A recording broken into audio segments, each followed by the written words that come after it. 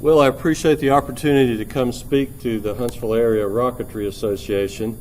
It's an organization that goes back many years. Vince and I were just talking about it. We believe that probably the first rocket launch event that we held as a club organization was back in 1979. We've got to do a little history reconstruction there. But I'm here to talk to you tonight about the Loft-1, which was the first commercial rocket launch with a paying payload from Cape Canaveral Air Force Station. It was done back in 1988. Many of the HARA club members were involved in that activity from one aspect or another, and we'll talk more about that as we go through the presentation. But as you see, one of the things I did recently just for fun, I went back and got a master's degree in space systems just for the fun of it. And this is one of the presentations I used, I believe, for my mission planning and operations course that I took. We had to do several presentations. This was one of them. So it took place back in 1988, which seems like a long time ago now. But E-Prime Aerospace, most of you have probably never heard of them, but they were one of the upstart commercial space endeavors back in that time frame. E-Prime was put together by a mom and pop group, Bob and Betty Davis. No, not the famous Betty Davis. Bob actually had retired from Boeing after working many, many years on ballistic missile programs, Pershing and some of the others. Had 30 or 40 years in rocketry experience, and they retired and moved to Florida. And so Bob decided that he wanted to start a launch service provider.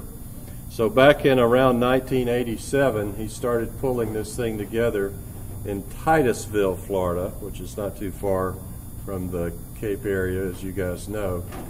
It was basically funded upon a shoestring. They started out with one or two major investors. They had 5 or 10 full-time and part-time employees at their largest, really. I think they borrowed about $10 million in financed loans to start the company. They took it public, made an initial offering, and but basically it was a real small endeavor. I think they traded as a penny stock or something like that. Funded and operated on a prayer and a hope, but they were officially part of one of the first companies that participated in the NASA commercial space activities that were going on about that time frame. E-Prime initially teamed up with Morton Thiokol's Wasatch Division. That's out in Utah. Same people who make the solid rocket boosters for shuttle. They also made the Peacekeeper propulsion stage 1, and I actually worked for Martin in Denver while Peacekeeper was being MX missile became the Peacekeeper, and while it was being tested and deployed, I think they ended up with one functional site before they finally canceled and decommissioned the Peacekeeper missile.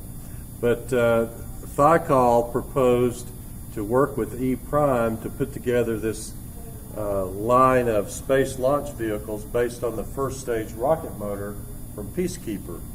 And you can see that provided there. They had 9 vehicle configurations that would provide between 1.28 and about 59,000 pounds of payload up to a 100-mile low Earth orbit. But as they got into the process of going through the paperwork and red tape that it actually took to make a commercial launch from the Air Force Station, it just began to overwhelm the whole bunch of them down there, particularly the people at E-Prime. I'm sure Thicol, they could have put all the attorneys and people on it necessary to do it, but E-Prime was, you know, they were like a mom and pop outfit. They were being overcome by it, and the cost of mounting a demonstration launch with one of the Eagle series of launch vehicles was going to be cost prohibitive. So I was a marketing manager at Morton Thicol at the time, and Mark Marietta and Orlando and E-Prime and several other companies in the Southeast region were my customers. So I got to know E-Prime, coordinated the visits down to Titusville with our Thicol Wasatch people, and we were going pretty strong at that time in HARA. Matt Steele was in the club, Vince and I were in the club, Lee Huffman was in the club. He was quite the engineer and analyst. We had a lot of really good people in the club, still do.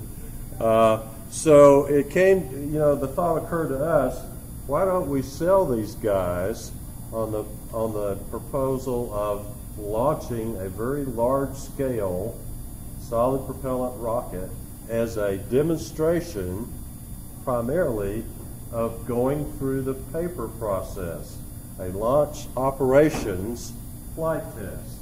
You know, it could have been a Saturn V or it could have been a Estes Alpha. It really didn't matter because you had to go through the same pickup truck load full of paperwork to launch either one of them from the Cape Canaveral Air Force Station. So we proposed that idea to them, and they loved it. They just loved it. So between the people here in HARA and E-Prime Aerospace, including myself, Matt Steele, all of us, Scott Dixon at Vulcan Motors at that time, we sort of designed the rocket for them, and basically it's a large-scale Alpha rocket, but with a payload section.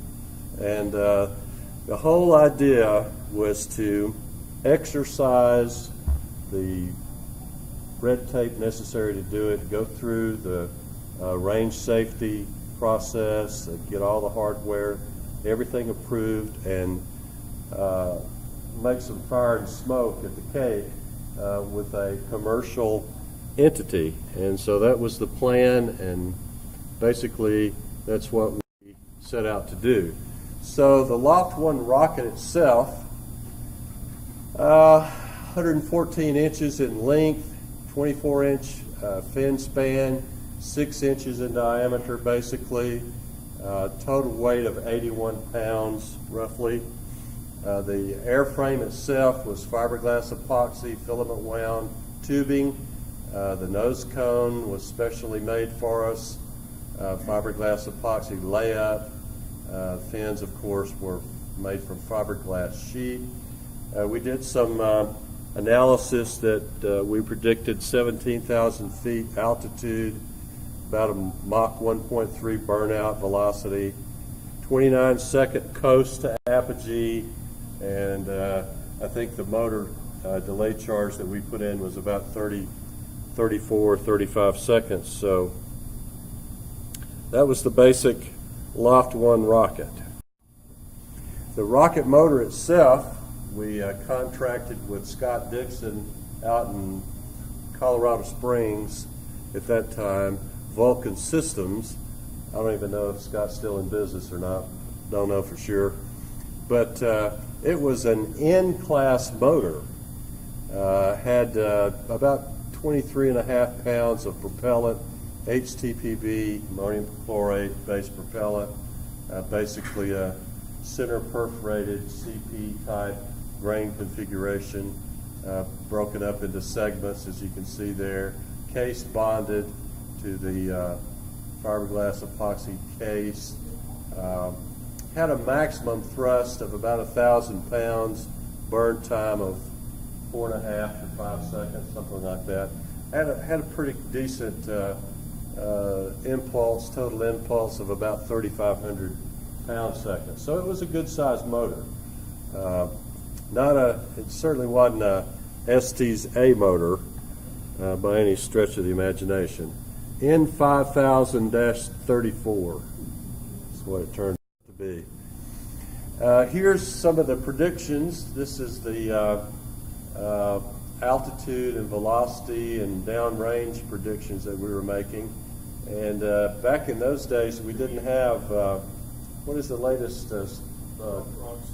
Yeah, we didn't have RockSim at that time, but we were actually using some self-designed trajectory software that we created for this, but it checked out really well with some of the programs that I'd worked with at Martin Marietta. So anyways, we were predicting 17,000 feet roughly, downrange of only, this was a zero wind drift prediction here, 375, 400 feet away from the launcher. Of course, that would have never happened. I think I already said burnout about Mach 1.3, something like that. So this was the predicted performance, and it really didn't matter that much as long as it left the pad success. That's all we were trying to do, was to light a match on Cape Canaveral Air Force Station, make some fire and smoke, and say that, hey, we jumped that hurdle of getting all the red tape through. So it was quite the deal. But in the meantime, I was working on my PhD over at University of Alabama here in Huntsville in systems engineering. And so we said, well, we're launching this rocket. Why don't we see if we can put some payloads on it? So we did. We scouted around, and we got some fairly decent payloads lined up. This whole thing went from concept to flight hardware in probably less than 6 months.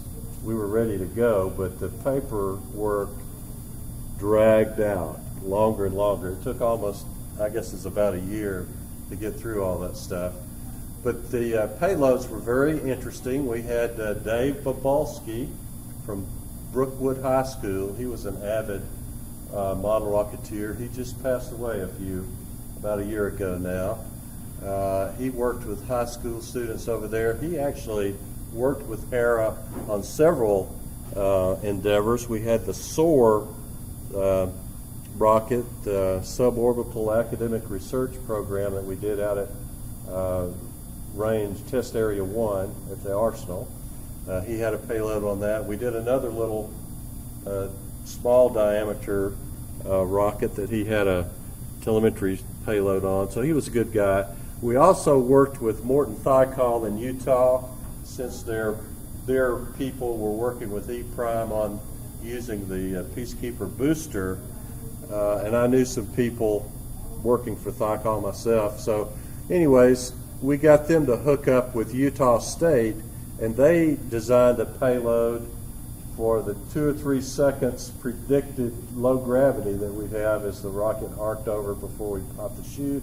They came up with a ultraviolet curing polymer experiment that they wanted to see what effects, if any, microgravity had on curing that polymer. And as it turned out, the Weber State, I don't know if any of you guys are familiar with CubeSats, what CubeSats are. The guy that conceptualized CubeSats, Dr. Bob Twiggs, at that time, Bob was at Weber State in Utah, Logan, Utah, and he and, pardon me? It's an Ogden. Okay. Logan, Weber State is an Ogden. Okay, good. Anyway, they came up with a flight environment measurement system, the FEMS payload. It was basically a little computer, and it also was used to turn on the Morton Thiokol polymer experiment, so that they were interfaced together. That was pretty cool. And so then at the University of Alabama, we had something called the DCATS, which was basically the data collection and telemetry system. That was the main telemetry coming back, radio telemetry. We worked with the Huntsville Amateur Radio Club, Ed Steluka, some of you may have heard of him. He was a big HARA supporter. We all worked together and had a 2-meter transmitter on board and transmitted back environmental information, acceleration, just had a little Sputnik-like beacon on it too, so we did some fun stuff. So we ended up with these payloads, and E-Prime worked out a deal with Thicol, since they were buddies anyway. Thicol paid them some small amount of money to fly the payload on Loft-1, so they became the first paying customer for a commercial payload off of Cape Canaveral Air Force Station. So there was a bunch of firsts, such as they were, as part of that program. This shows the sort of the organization. I acted as the payload coordinator and manager out of the University of Alabama. So all the payload folks reported to me. Officially, I reported to Matt Steele at North Coast Rocketry. Later on, the payload group reported directly to E-Prime, but it started out this way. Vulcan Systems reported to Matt, and of course Matt did most of the Loft-1 interfacing with E-Prime while I was trying to sell them big motors and rockets. We were on the side selling them Loft-1, which was kind of fun. I remember my boss at Thicol asked me one time, "Why in the hell are you doing this? Why are you fooling with these guys?" And it just didn't sound right to tell him, "Because it's fun." And that's really why. I mean, we were just model rocketeers having a ball, basically is what it amounted to. So anyway, those were the payloads. Here's a picture of me in the middle there. Don't look like that much anymore. I'm still asleep though. I'm still like that now. But anyway, this is Dave Bobolski that I told you about, the guy that had the Brookwood High School payload. And the other guy on the other side of me there with the beard, that's Dean French or something like that. He was the Morton Thicol polymer guy. He was a polymer scientist, so he was at the Cape following their payload. And there's the vehicle, all integrated, ready to go. I think it was one of the Titusville aerospace integrator companies, Mevitech, or I forget what the name of the place was. Anyway, it was one of their standard, Daryl, and Daryl will do anything for a buck in the aerospace business, integrator. And so that's where we put it together. And E-Prime made all these connections, not only with Air Force to get it launched, but with the surrounding industries that they had to interface with, hoping that they would eventually be launching the big Eagle rockets from the Cape. So, Well, I don't know how much battery I have left. hurry it up, huh? Anyway, also we flew some, if any of you guys are stamp collectors, we flew these first edition, whatever they're called, envelopes that are postmarked from some momentous event. So we had a lot of these flown. I think there was 52 of these flown on the in the payload section, and those were given out. I didn't get one, but I got a picture of one. Here's the morning of the launch. We were doing a flight readiness review at E-Prime in Titusville on the left. Here's the lady putting the final touches on the envelopes before that part of the payload got integrated. A lot of people who believed in the concept of commercialized space participated in this, really for nothing. Here we are on the left. I didn't bring my laser pointer, but the gentleman with the lady standing next to him right on the far left there, that's Bob Davis and his wife Betty. They were the principals in the E-Prime Aerospace. You can't see it because of the morning fog, but all these photographers are looking straight down the beach to Launch Complex 47, where the rocket is, the vehicle, I should say, but you can't really see it in that picture very well. Here's the setup in the Launch Control Center. Charles Wofford, the guy sitting there, not only was he a Coast Guard auxiliary officer down there, he also worked for E-Prime, and he was the launch director. And you see there all the people, little tiny control room. They did a lot of sounding rocket launches, I guess, from this Pad 47, LC-47. As you see there, the Loki pad advisor, Charlie. I had a seat in the control room, but I elected to be out on the beach as close to the vehicle as they'd let me get. I was manning a telemetry receiver out there. Dr. Twiggs, I think Dave Bobalski, Matt Steele is probably shown on there, although I don't think Matt actually showed up for the launch for political reasons at the time. This is a picture of the aft end of the vehicle. We launched it using a 1.1875 inch diameter steel rod. We called it a launch rail. It just didn't sound right to say launch rod. No, it was a launch rail, but it was 1 1/8 inch or 16th, I guess that's an 8. Anyway, 1.1875 inch diameter steel rod, 75-degree launch angle due east. We had a pretty small corridor that we had to try to keep the vehicle in, and they put a lot of really high restrictions on wind conditions, aloft, and all that stuff. They did not want this thing to drift back over Titusville or Cocoa Beach. They wanted it to stay out to sea, which it did, okay. Here's the launch. Unfortunately, we didn't have cell phones with video capability back in those days, and people took video, but I never did get a chance to get one.